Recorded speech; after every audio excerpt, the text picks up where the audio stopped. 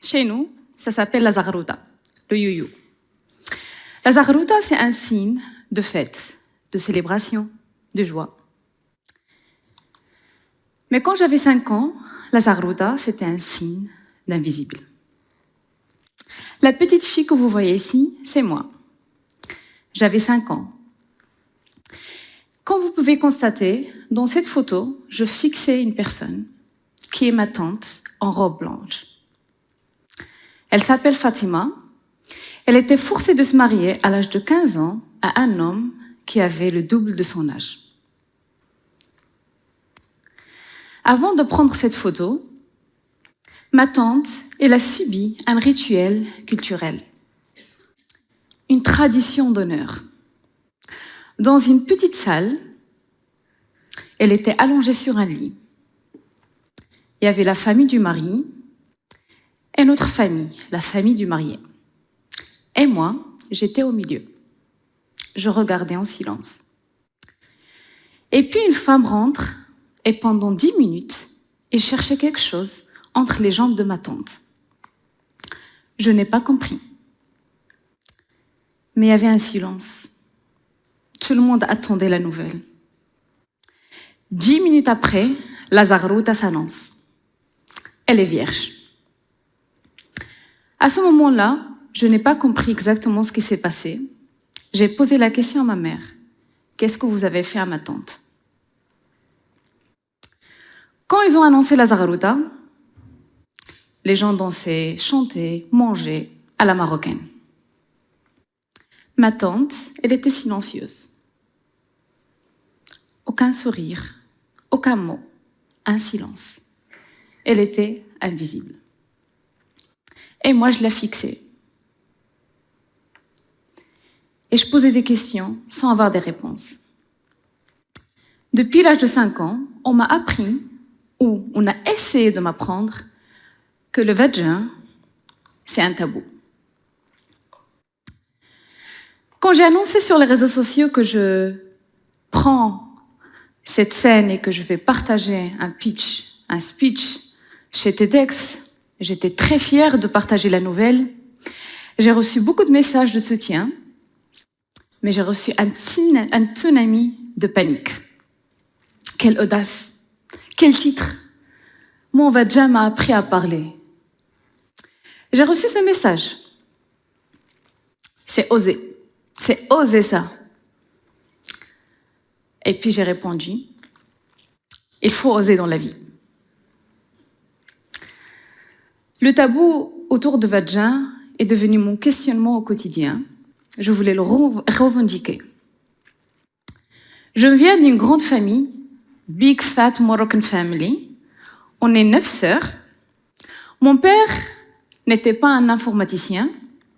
C'était juste un homme qui a essayé et qui a tenté de faire une mise à jour garçon pendant 20 ans sans jamais réussir. Je me rappelle encore de l'accouchement final, la 9e. Mon père était là, il attendait, il espérait un garçon. Un garçon qui va porter le nom Afouaïs d'une façon masculine. Quelqu'un qui va honorer mon père. Boum, une fille. Ce qui est drôle dans l'histoire, mais qui est très très triste, c'est que notre voisin Brahim, qui est venu pour consoler mon père, c'est tellement triste, c'est tellement malheureux d'avoir une fille. Pour mon père, c'est un échec. Et nous, on a payé le prix très cher. J'ai passé mon enfance à questionner le genre. Mais j'ai passé aussi mon enfance à être jalouse de mes cousins. Ça, c'est une autre photo. La femme en orange, c'est ma tante Aïcha. Je viens d'une grande famille marocaine. J'ai beaucoup de tantes, beaucoup d'oncles.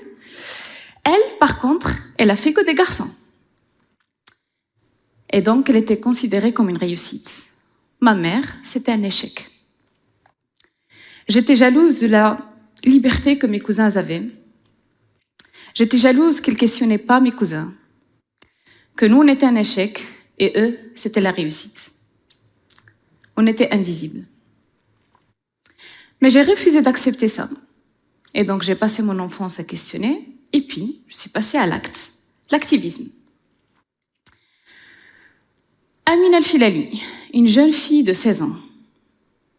Elle était violée. Et puis, elle était obligée de se marier avec son violeur, en appliquant la loi 475 dans la Constitution marocaine.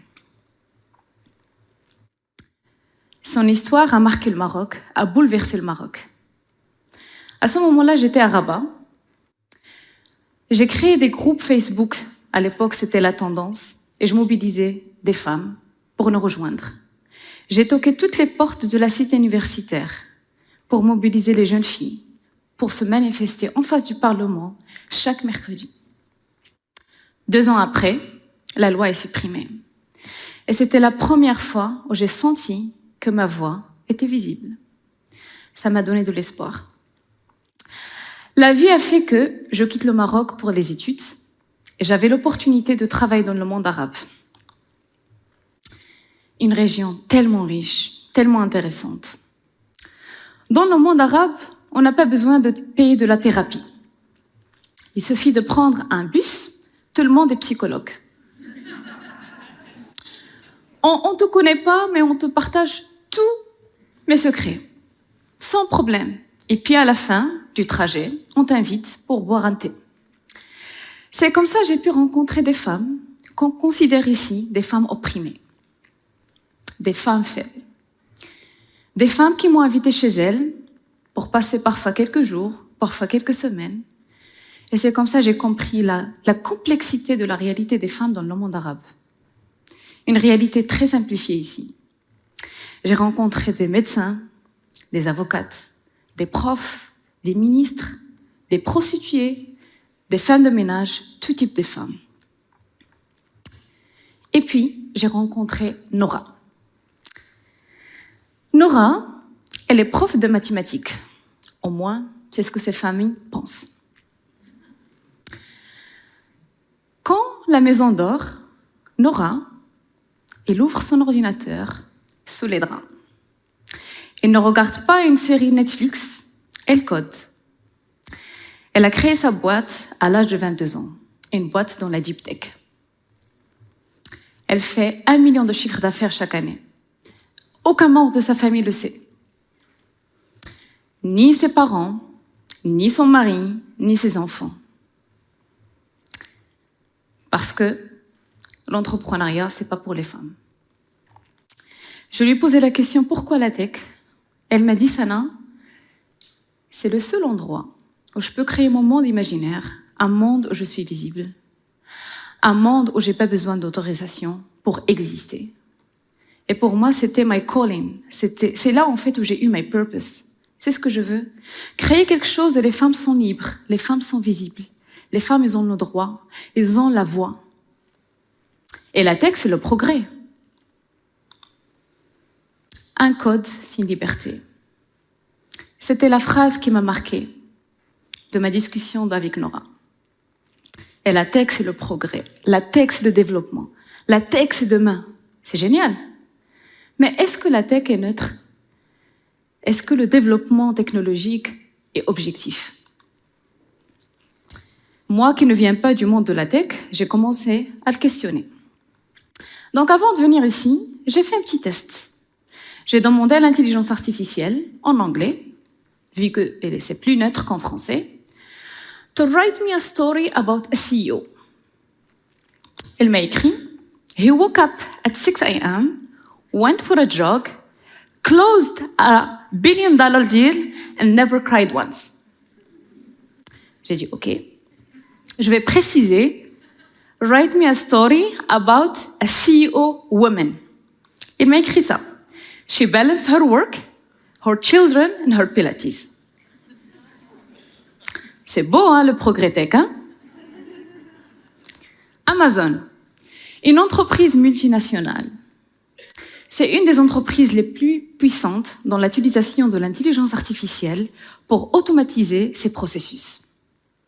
En 2014, ils ont décidé de lancer un outil de recrutement par l'intelligence artificielle. Jusqu'ici, tout va bien. Mais ce qui se passe, c'est que l'outil en question, Il sélectionne un homme blanc. Ça, c'est le profil idéal. Le problème, c'est quoi? C'est le Thiel ou c'est Amazon? Et puis, en fait, on a découvert que le Thiel, et c'est basé sur les datas de recrutement de Amazon de 10 ans. Donc, pendant 10 ans, Amazon recrutait les hommes blancs. Ça, c'était le profil idéal pour travailler chez Amazon. En 2018, Amazon, heureusement, a arrêté le Thiel. British Heart Foundation, ils ont fait une étude. Ils ont analysé les données de santé en Angleterre sur une période de 10 ans. Ils ont découvert que presque 10 000 femmes étaient mortes inutilement parce qu'ils n'ont pas reçu un soutien, un service de soins qui est de qualité comme celui des hommes. Parce que quand ça concerne la crise cardiaque, les femmes, ils n'ont pas les mêmes symptômes que les hommes. Donc, ce qui se passe, c'est quand les symptômes sont mal interprétés. Les femmes, elles n'ont pas des symptômes classiques d'avoir mal au bras gauche, mais en général, elles ont de la nausée, essoufflement, mal au dos. 10 000 femmes. Et s'il y a un monde qui marginalise, qui invisibilise les femmes, c'est la santé. Imaginons qu'il y a des applications qui arrivent à suivre la consommation de la bière, mais ils n'arrivent pas à suivre le cycle des règles. Ce que j'adore dans le progrès, c'est que l'être humain, il est capable d'innover. On est passé d'une voiture manuelle à une voiture électrique, et puis des voitures sans chauffeur, et puis par la suite des voitures qui volent. Demain, on aura des voitures sur la Lune. Tout ça, c'est bien, ok. Par contre, les mannequins de crash test automobile restent conçus sur le modèle d'un homme. 1,75 m, 77 kg.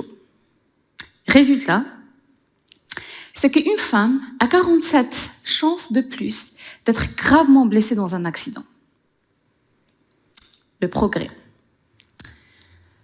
Apple Cart était accusé de sexisme. Pour le même foyer, pour les mêmes revenus, pour le même historique de dépenses, un homme reçoit un crédit 20 fois plus supérieur d'une femme.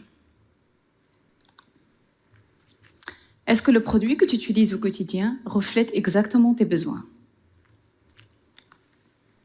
J'adore les produits Apple. C'est facile à utiliser, c'est facile à manipuler. Mais malheureusement, je casse toujours mon téléphone. Et c'est des téléphones chers, hein? Du coup, nous, les femmes, on doit utiliser ce gadget pour arriver à profiter de la même expérience qu'un homme. Et même si on veut le mettre dans nos jeans, il n'y a pas assez d'espace dans nos poches. Par contre, pour un homme, il peut mettre beaucoup de choses dans ses poches. Ses clés, son téléphone, portefeuille, son sandwich, son carnet. No problem. Nous, on doit acheter un sac. On doit consommer plus pour avoir le même service. Vous allez me dire, Sana, ok, il y a des petits téléphones. Oui, c'est vrai, il y a des petits téléphones. Mais ils n'ont pas les mêmes fonctionnalités. Ils n'ont pas le même service. Surtout quand on parle de stockage. Parce que c'est ce que j'ai fait récemment. Je me suis dit, écoute, Sana, tu casses les téléphones tout le temps. Achète-toi un petit téléphone. Je l'ai cassé quand même. Mais à part ça, j'ai dû acheter iCloud. Parce qu'en fait, il n'y avait pas assez d'espace pour le stockage, comparant aux téléphones qui sont plus grands. Donc chaque mois, je paye 10 € pour avoir de stockage dans mon téléphone. Oui. Mais c'est pas nouveau que les femmes payent plus cher. C'est pas une nouvelle histoire, hein. Regardez les rasoirs. Et je vous demande, ce week-end, vous allez faire des courses? Faites l'exercice. Dans le rayon des produits de beauté, de soins, tout ce qui est rose est cher. Faites l'exercice ce week-end, hein. Et je peux vous dire que j'utilise le rasoir bleu et ça fonctionne à merveille. Un déodorant de la même marque. Un bleu, un rose. Bizarrement, le rose, il est plus petit, mais il est plus cher. 70% des femmes sont pauvres dans le monde. En Belgique, 40% des femmes travaillent en mi-temps parce qu'elles font le travail invisible, chercher les enfants, faire les courses, faire le ménage. Et quand ils arrivent à l'âge de pension, leur pension est inférieure d'une pension d'un homme. Donc la pauvreté les suit jusqu'à la fin de leur vie. Pourquoi nous appelons ça du progrès? À quel moment on a décidé que l'avenir doit être écrit par si peu de personnes pour autant d'autres? Pourquoi je dois encore sortir des graphiques, des statistiques pour prouver cela?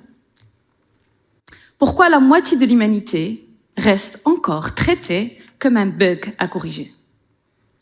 La question ici, ce n'est pas de savoir si les femmes elles ont leur place dans la tech.